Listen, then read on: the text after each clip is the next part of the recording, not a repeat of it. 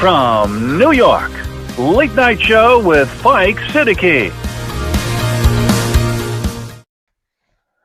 کیا جرنیل اپنی حماقتوں سے ایک دفعہ پھر پاکستان کو نقصان پہنچائیں گے؟ جو گالیاں D G I S P R نے اپنی پریس کانفرنس میں کے پی کے لوگوں کو دی ہے، اس کی معافی وہ کب مانگیں گے؟ تفصیل سے بات کریں گے اس پر۔ السلام علیکم، اللہم صلی علی محمد وعلی آل محمد۔ Welcome to the show. صاحبوں، پریس کانفرنس آپ نے سن لی، اور جس انداز سے، جس ڈھٹائی سے انہوں نے اس میں گالیاں دی ہیں اور غلط باتیں کی ہیں، ذرا غور کیجئے، ان کی عمر دیکھیے، ان کا عہدہ دیکھیے اور ان کی باتیں سنیے۔ اب میں سمجھتا ہوں کہ سب سے پہلے ان کو چاہیے، یا تو اگر عاصم منیر میں ذرا سی بھی عقل ہے وہ ان کو فارغ کریں، احمد شریف صاحب کو، اور اگر ہمارے یہاں ریت نہیں ہے فارغ کرنے کی، کم از کم یہ معافی مانگ لیں، ورنہ یہ حالات ایسے ٹھیک نہیں ہوں گے۔ تم نے دلوں میں درار ڈالی ہے۔ صاحب، حقیقت یہ ہے کہ بعض اوقات آپ رشتوں کو ٹوٹتا ہوا دیکھتے ہیں، وہ آپ کے سامنے ٹوٹ کے بکھر جاتے ہیں اور آپ کچھ نہیں کر پاتے۔ کیوں؟ آپ ایفرٹس پوری نہیں کرتے۔ آج ان کی جو پریس کانفرنس تھی، جب سے انہوں نے مکمل پاور حاصل کی ہے اور تاحیات استثناء حاصل کیا ہے، اس کے بعد یہ پہلی پریس کانفرنس تھی جس میں انہوں نے 2 گھنٹے تک اپنے نفس کی تسکین کی، اس کی مالش کی، اور خدا نہ کرے کہ یہ پریس کانفرنس ان کو ساری زندگی یاد آئے اور رلاتی رہے۔ انہوں نے ایسی ایسی فاش غلطیاں کی ہیں۔ اس پریس کانفرنس میں انہوں نے 12 مرتبہ، 1-2 مرتبہ نہیں کہ غلطی سے ہو گیا یا چلیے ایک دفعہ کہہ دیا، 12 مرتبہ انہوں نے عمران خان کو ذہنی مریض کہا، اور ایک دفعہ تو یہ تک کہا، بھونکنے والے کتے پہ توجہ نہ دیجیے۔ یہ دیکھیے، آپ کوئی نہیں ہے جو انہیں سمجھائے، کوئی نہیں ہے۔ اگر نہیں سمجھاؤ گے تو اس کے نتائج بہت خراب ہوں گے۔ اچھا، جب یہ عمران خان کو سیکیورٹی رسک قرار دے رہے تھے اور غدار بتا رہے تھے، تو مجھے سب کو یاد آیا ہوگا کہ انہوں نے فاطمہ جناح کو بھی سیکیورٹی رسک کہا تھا، بے نظیر بھٹو کو بھی کہا تھا، مجیب الرحمان کو بھی کہا تھا۔ وہ مجیب جو گھر گھر جا کے لوگوں کے پاکستان کے حق میں نعرے لگواتا تھا، اس کو بھی انہوں نے یہ ایسے ٹریٹ کیا تھا۔ وہ سب سے زیادہ سیٹیں جیتا تھا، جرنیلوں نے حکومت نہیں کرنے دی تھی۔ آج عمران خان سب سے زیادہ سیٹ جیتا ہے، اس کو حکومت نہیں کرنے دی، اس کو بند کیا، اور کرپٹ لوگوں کو، سرٹیفائیڈ کرپٹ لوگوں کو یہ سامنے لے کر آئے۔ یہ سب کیا باتیں ہیں؟ یہ کس طرف کا اشارہ کر رہی ہیں؟ یہ میرے آپ کے سب کے سوچنے، اور یہ وقت ہے اس پہ کچھ کر گزرنے کا، پاکستان کے حق میں کچھ کر گزرنے کا وقت ہے۔ اچھا دیکھیے صاحب، سیاست میں اختلافات ہوتے ہیں، لیکن جو جبر اور ظلم یہ کر رہے ہیں، اور جو زبان یہ استعمال کر رہے ہیں جرنیل، اس طرح چیزیں ٹوٹتی ہیں، بنتی نہیں ہیں۔ اس طرح چیزیں ٹوٹتی ہیں، بنتی نہیں ہیں۔ ان کی پریس کانفرنس کو ذرا غور سے دیکھیے تو لگتا ہے کہ خوف زدہ احمد شریف وردی میں آ کر بدتمیزی کر رہے ہیں۔ ان کی بدتمیزی اقرار ہے اس بات کا کہ یہ اندر سے ٹوٹ رہے ہیں، یہ شکست کے قریب ہیں، یہ کنفیوز ہیں، ان کی سمجھ میں نہیں آ رہا کہ اب یہ کیا کریں۔ ان کی بدتمیزی سے یہ باتیں واضح نظر آ رہی ہیں۔ لوگ دیکھیے صاحب، جب اکثر یہ دیکھا گیا ہے، کوئی پرامن تحریک چلتی ہے، وہ جب تک وہ ظلم سہتی رہتی ہے، معاملہ چلتا رہتا ہے، لیکن جیسے ہی وہ سیلف ڈیفنس میں اپنے آپ کو ڈیفینڈ کرنے کی کوشش کرتی ہے، تو پھر اس پر ڈکٹیٹر جو ہے وہ غدار اور دہشت گرد ہونے کا الزام لگاتے ہیں، پھر اس پارٹی کو بینڈ کرتے ہیں اور اس کے لیڈر کو پھانسی کی سزا دیتے ہیں، دار پہ چڑھا دیتے ہیں۔ یہی کوشش ان کی اس پریس کانفرنس میں ہم کو نظر آئی ہے۔ خدا کرے کہ یہ ایسا نہ کریں، لیکن ان کی نیت اسی ڈائریکشن میں جاتی ہوئی نظر آئی ہے۔ اچھا، یہ بات ان سے کہیے گا کہ آپ نہ بھولیں، یہ جتنے جرنیل ہیں، کرپٹ جرنیل، not all of them, corrupt جرنیل، کہ دیکھو جب کوئی ڈکٹیٹر، جب کوئی جرنیل کسی قوم کے مقبول لیڈر کو پھانسی دیتا ہے، قتل کراتا ہے، تو اس کی اپنی زندگی کا خاتمہ بھی بہت قریب ہو جاتا ہے۔ یہ تاریخ میں یہ چیزیں موجود ہیں۔ اب میں ٹائم بچانے کے لیے آپ کو اس کی ڈیٹیل نہیں بتاتا ہوں، آپ خود پڑھ سکتے ہیں۔ اچھا صاحب، یہ جو پریس کانفرنس انہوں نے کی ہے، اس کا اب جواب آئے گا ہر طرف سے، اور اگر یہ اس کا جواب دیں گے تو بھی خون کے آنسو روئیں گے، جواب نہیں دیں گے تو بھی یہ خون کے آنسو روئیں گے۔ انہوں نے خود کو اس سچویشن میں لا کے کھڑا کیا ہے۔ دیکھیے، یہ بات تو ان کی سمجھ میں آتی ہوگی کہ ظلم، گالیاں، شعلے، یہ تحریکوں کا ایندھن ہوتی ہیں۔ جتنا زیادہ تم ظلم کرو گے، جتنی زیادہ تم بدزبانی کرو گے، گالیاں دو گے، اس سے تحریک ختم نہیں ہوتی ہے، اس سے تحریک کو اور جلا ملتی ہے، وہ اور آگے بڑھتی ہے۔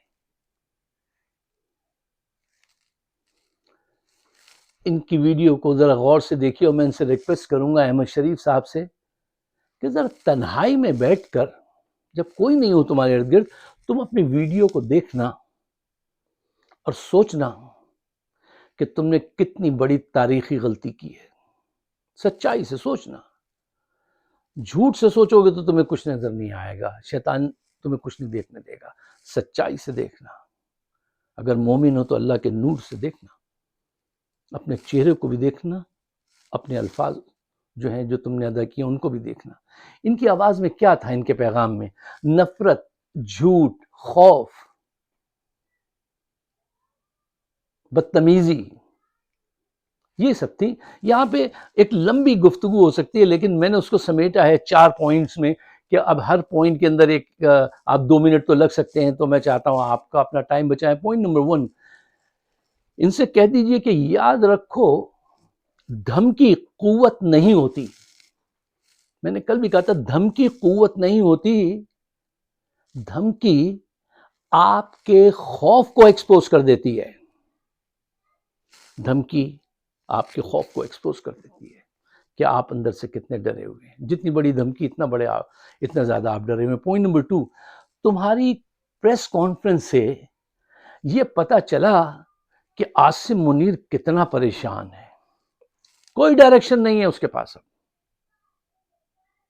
مجھے بتائیے، اگر سب لوگ ان کی مخالفت چھوڑ دیں تو کیا اس کے پاس کوئی پلان ہے، کوئی رستہ ہے؟ عقل و فکر کی بات کیجئے، سالڈ بات کیجئے، کہ اس کے پاس کوئی پلان، کوئی رستہ ہے؟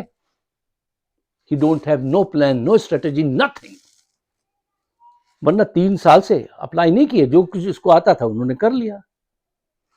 اچھا، پوائنٹ نمبر 3، دیکھیے، تم کیا سمجھتے ہو احمد شریف کو پریس کانفرنس میں بھیجنے والے خود سارے جرنیل، تو آپ کیا سمجھتے ہیں کہ آپ نے 24 کروڑ عوام کے دلوں سے عمران کی محبت غائب کر دی اس پریس کانفرنس کے ذریعے، یا اپنا امیج کچھ زیادہ اچھا کر لیا، آپ کا بیانیہ کچھ جیت گیا، آپ نے کوئی اچیو کیا؟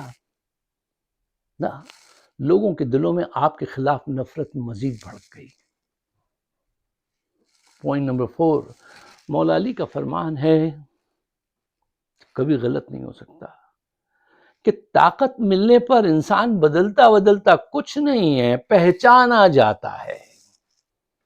انہوں نے تا حیات استثناء لے لیا، مکمل ہر طرح کی پاور لے لی۔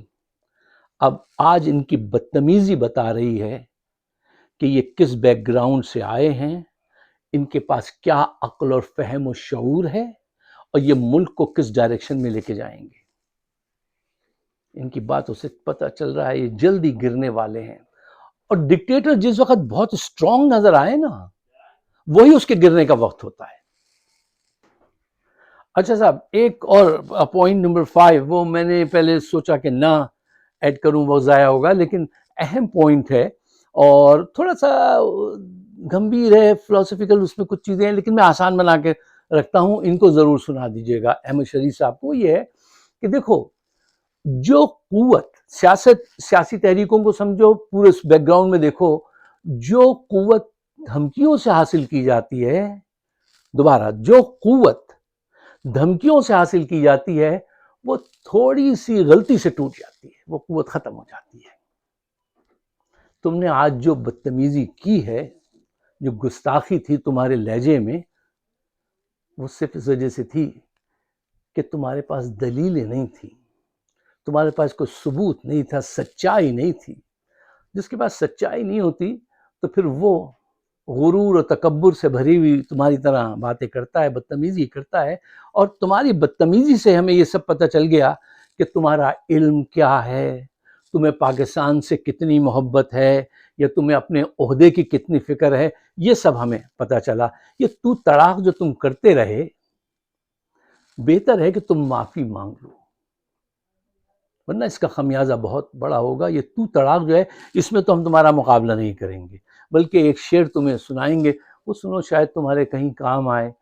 لگتا ہے کہ تم اسی بیک گراؤنڈ سے آئے ہو. کس کا شعر ہے مجھے یہ تو یاد نہیں, مگر میر صاحب کا, میر تقی میر کا ہے, کس کا ہے کہ انہوں نے کہا, کیا کہا کہ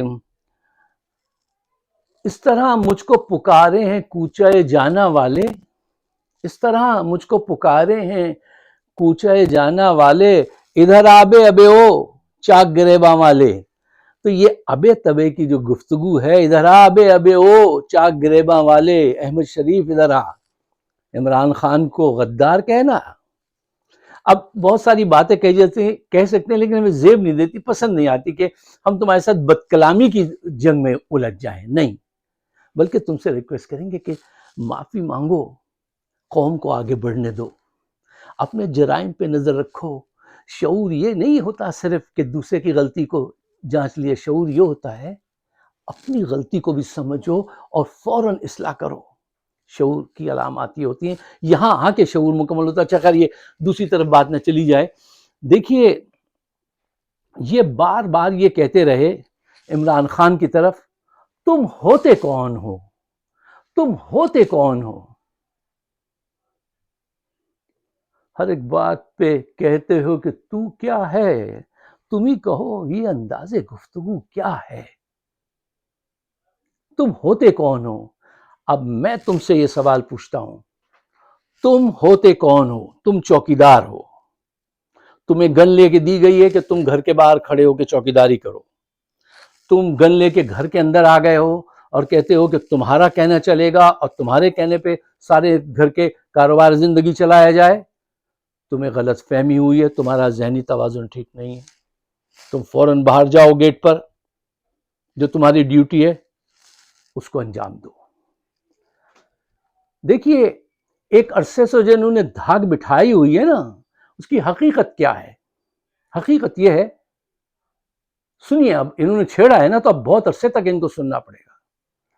پاکستان بنانے میں کسی جرنیل کا کوئی ہاتھ نہیں تھا, عوام کا ہاتھ تھا. پاکستان توڑنے میں جرنیلوں کا ہاتھ تھا, زیادہ ہاتھ ان کا تھا. آج پھر یہ وہی غلطی کر رہے ہیں, یہ ٹیکس کے پیسوں سے یہ ساری عیاشیاں کر رہے ہیں, اور ہم سے پوچھتے ہیں کہ تم ہوتے کون ہو. یہ سوال اپنے آپ سے پوچھو کہ تم ہوتے کون ہو.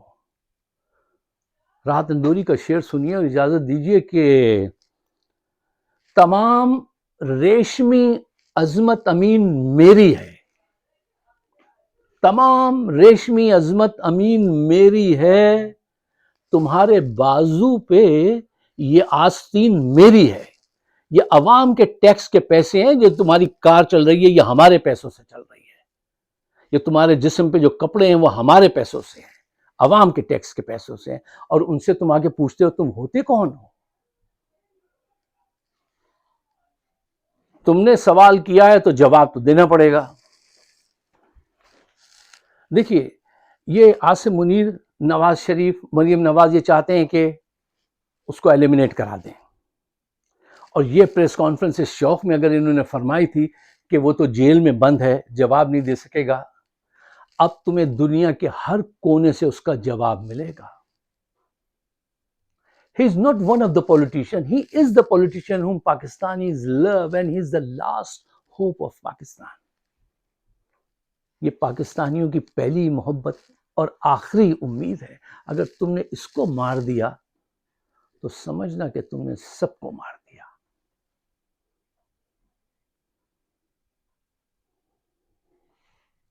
بہتر تو یہ ہوگا کہ یہ معافی مانگ لیں, توبہ کر لیں. صرف معافی نہیں مانگے, معافی مانگنے کے بعد توبہ کر لیں اور پاکستان کو بچائیں.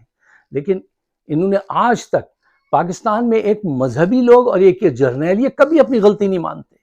ملک ٹوٹتا ہے ٹوٹ جائے, اسلام کے اندر نفرت پھیلتی ہے پھیل جائے, یہ اپنی غلطی نہیں مانیں گے کبھی بھی, کبھی نہیں مانیں گے. یہ اور ایک جرنیل, میں نے جب بھی ان سے بات چیت کی میں نے یہ پایا, اور اسی کا خمیازہ آج تک ہم بھگت رہے ہیں. خدا کرے کہ اب ان کو عقل آ جائے. اگر آپ کو میری بات سمجھ میں آتی ہے اور یہ حق اور سچ کی بات ہے تو اس کو شیئر ضرور کیجیے گا, اور ہمیں اپنے خیالات سے بھی نوازیے گا. آپ سب کا بہت بہت شکریہ.